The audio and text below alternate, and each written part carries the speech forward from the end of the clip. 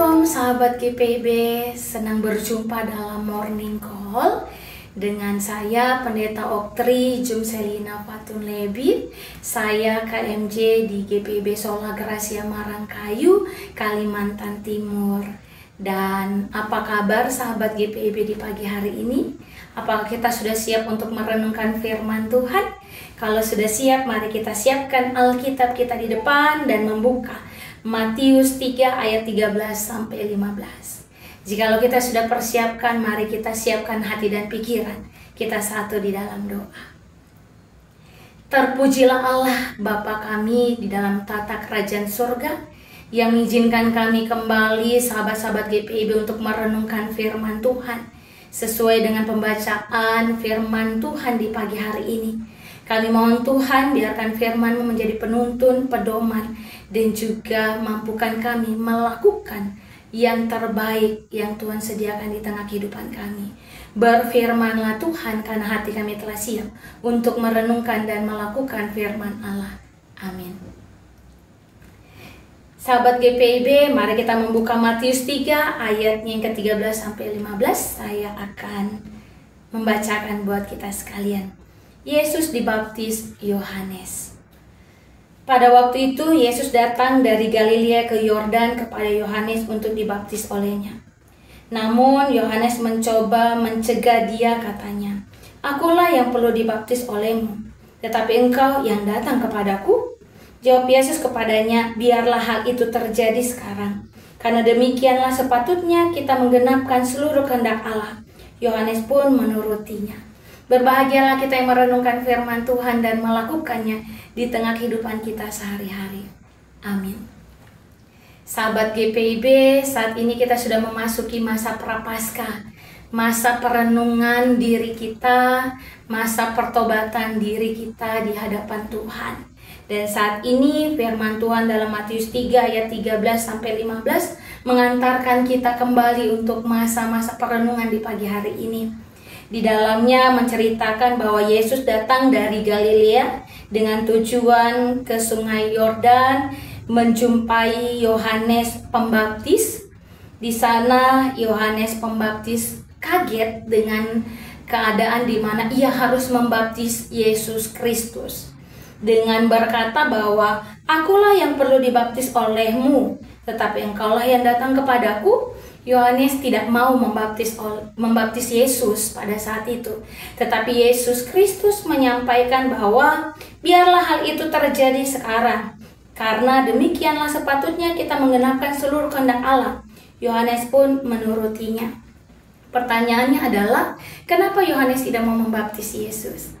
Karena baptisan Yohanes dan di dalam pola pikir Yohanes bahwa ia membaptis dalam rangka untuk baptisan pertobatan. Lalu ketika Yohanes membaptis Yesus, lalu artinya apa? Jangan sampai dianggap sebagai baptisan pertobatan. Nah, tidak, sahabat GPIB. Yesus Kristus sudah menjelaskan di ayatnya yang ke-15, menyatakan bahwa baptisan yang dilakukan Yohanes kepada Yesus Kristus adalah baptisan untuk menggenapi ketetapan Allah, untuk menggenapi firman Allah, untuk menggenapi yang sudah dituliskan dan ditetapkan Allah. Sehingga baptisan Yesus Kristus bukan baptisan pertobatan, tetapi baptisan untuk menggenapi seluruh firman Allah. Sahabat GPIB, Yesus Kristus memberi diri menjadi serupa manusia. Mari kita renungkan bersama. Yesus Kristus memberi diri untuk mati di kayu salib menebus dosa kita sebagai manusia. Mari kita renungkan kembali akan diri kita.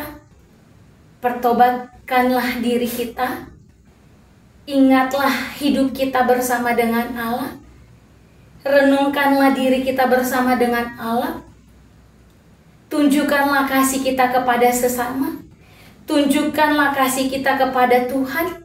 Bangunlah komitmen komunikasi yang baik dengan Allah. Berikan yang terbaik dalam mencintai alam dan sekitar. Inilah perenungan akan diri kita bersama dengan Allah.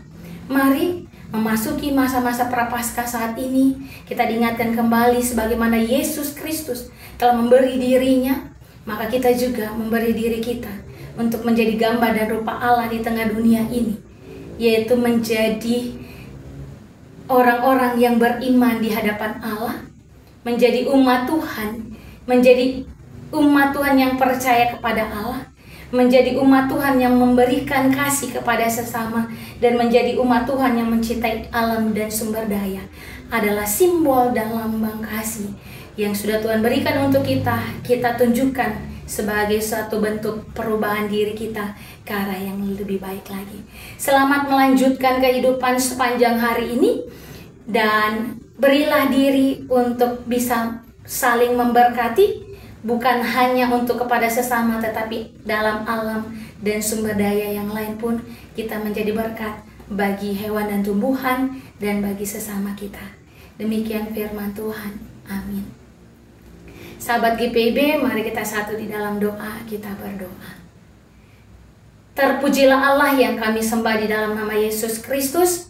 Terima kasih untuk kasih dan penyertaan Allah yang memberkati hidup kami, mengizinkan kami untuk beribadah bersama-sama. Kami mohon Tuhan mampukan kami untuk melakukan kehendak dan ketetapan Tuhan di tengah-tengah kehidupan kami. Mampukan kami merenungkan firman Tuhan, dan juga mampukan kami untuk mengaku atas setiap dosa dan pelanggaran hidup kami, sehingga kami layak hidup kudus dan kami layak hidup bersama dengan Allah. Di dalam nama Yesus Kristus, Tuhan dan Juru Selamat, kami berdoa. Amin. Selamat pagi sahabat GPIB, Tuhan Yesus memberkati.